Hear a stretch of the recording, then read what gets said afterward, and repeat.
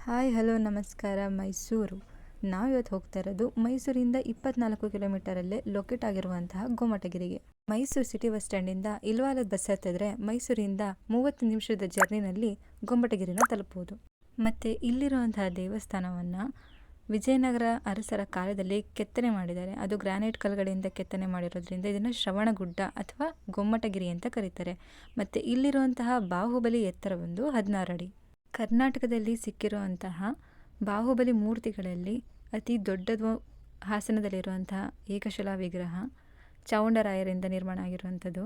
ಮತ್ತು ಅದನ್ನು ಬಿಟ್ಟರೆ ಉಡುಪಿ, ಧರ್ಮಸ್ಥಳ, ಕಾರ್ಕಳ ಅದೆಲ್ಲ ಸೇರಿ ಜೊತೆಗೆ ಈಗ ಮೈಸೂರಿನಲ್ಲಿ ಹೊಂದಿದೆ. ಇಲ್ಲಿ ಪ್ರತಿ ವರ್ಷ ನವೆಂಬರ್ ತಿಂಗಳಲ್ಲಿ ಮಹಾಮಸ್ತಕಾಭಿಷೇಕ ಕೂಡ ಮಾಡ್ತಾರೆ.